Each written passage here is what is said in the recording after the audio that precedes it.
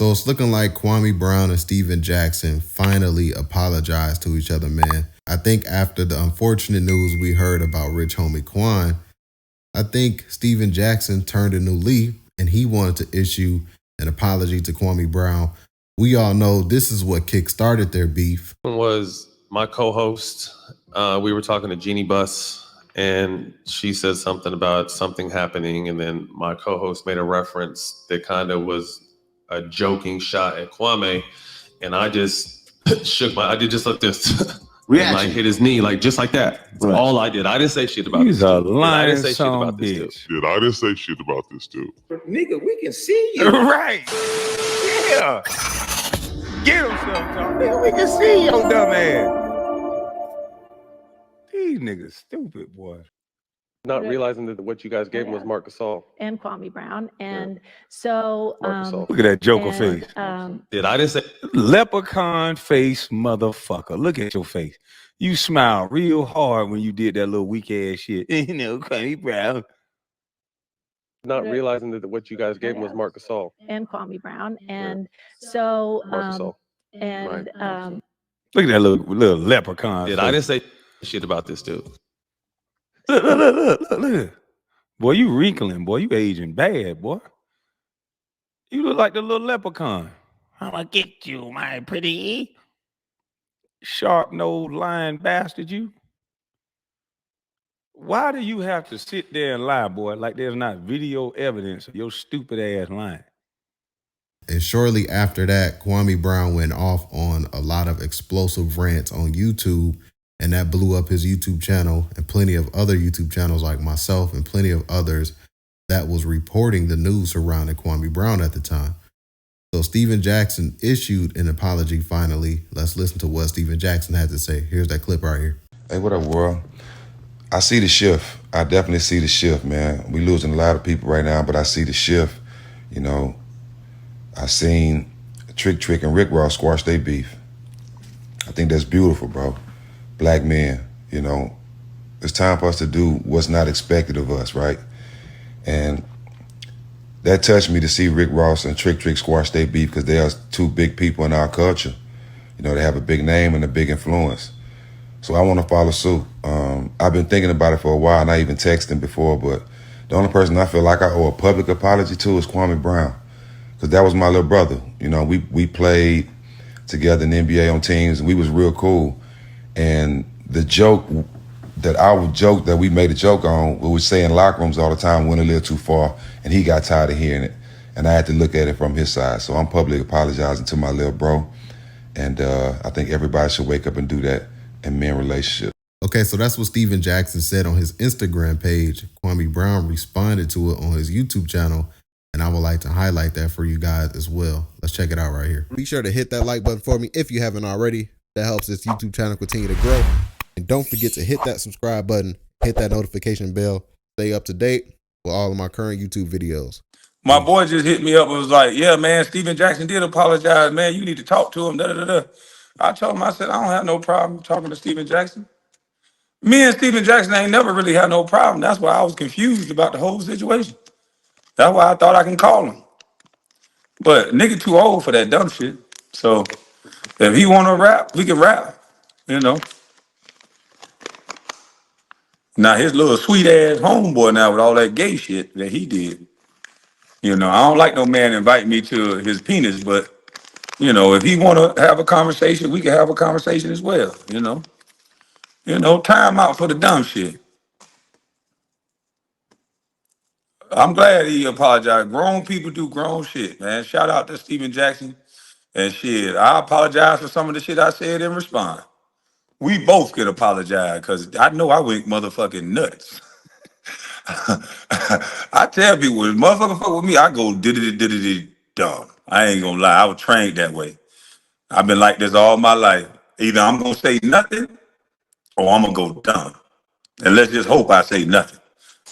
Yeah, man, grown people do grown shit because what'll happen is these motherfuckers want to see people crash and burn.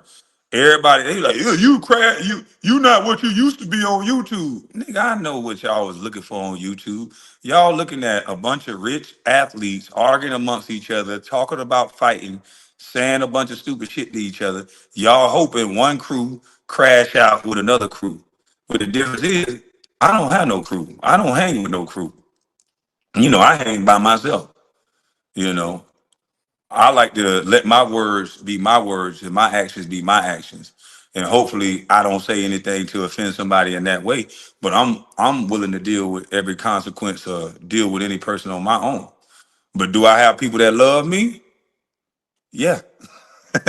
Yeah, I do. But do that brother have people that love him? Yeah, he does. And when you have two people that ain't budging and they got people around them that love them, then things could happen. So, you know, with us being grown, with us being in different situations and elevating, ain't no need for that dumb shit. So shout out to Jack. Shout out to anybody that want to apologize and move on from dumb shit, because that's stupid, you know? Okay, so that's what Kwame Brown had to say in response to Stephen Jackson's apology. Kwame Brown apologized back to Stephen Jackson, so salute to those brothers for squashing their issues. If you've been around this long, since 2021 on my YouTube channel, or if you kept up with Kwame Brown when he had went viral, you know how big that issue was at the time, man. That really set the internet off at the time, man. That was like the biggest thing in the summer when Kwame Brown was going back and forth with Stephen Jackson, Matt Barnes, Stephen A. Smith. You know, Stephen A. Smith was on ESPN. He was trying to do all his little WWE promos in response to Kwame Brown. Everybody wanted to talk to Kwame Brown. Everybody wanted Kwame Brown to come on their show. He was getting a lot of offers at the time, man. His YouTube channel was blowing up. It was something that we really haven't seen. Kwame don't get the credit that he deserves as far as being a former athlete, having his own platform. A lot of guys didn't do that. You know, a lot of guys, they went the network route, but a lot of guys didn't go independent. Now you got these former athletes trying to go independent. And salute to Marcellus Wiley, because I saw him on Kev's podcast a while ago. He was talking about how the reason why he went independent was, you know, he saw like people like the Kwames of the world going viral and just doing everything himself. And now look at Marcellus Wiley's YouTube channel, man. I see his YouTube channel constantly growing. I think he's around 200,000 subscribers now. I remember seeing his channel first start up, and, you know, I was sharing his content and reporting on his content. And, you know, you got to salute to Kwame Brown for that. Like I said, man, a lot of former athletes and current athletes now are trying to do the podcast lane or whatever they're trying to do. They're putting out content on their own YouTube channels. And they saw that shit, and they saw how lucrative it was when Kwame Brown was going viral, and everybody wanted a piece of Kwame Brown. Everything Kwame Brown was talking about at that time was going gold, and people were looking at this like, how can we stop this? Stephen A. Smith, the networks, everybody was getting scared. And in my opinion, I feel like Kwame Brown is the reason why YouTube turned off the dislike and like button, because at the time, a lot of channels and stuff that Kwame Brown was talking about, they was getting hella dislikes, like the ESPN, Stephen A. Smith, and the Breakfast Club, Charlamagne the Guy, all of them, man. Like what Kwame Brown was doing was something that the internet at the time did not see and understand. How can one person have so much of an impact just turning on the camera and responding and going off on everybody? So yeah, man, Kwame sat back quiet for 20 years and he finally had enough of guys like Stephen A. Smith. And then once he saw, you know, he said he used to just watch all of the smoke. So imagine from his point of view, he's watching this show and his name get brought up in a Jeanie Buss interview that they had in 2021. And then shortly after that, they have another interview with Gilbert on the show.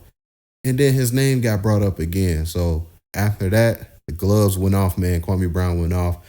And he is who he is today. So salute to Kwame Brown, man. I'll have his YouTube channel down below if you guys want to go check out the video response. I only played the audio in today's video. Salute, man. Catch you guys on the next video. Hit that like button if you made this far in the video. Don't forget to hit that subscribe button as well. Catch you guys on the next one, and we out, guys. Peace.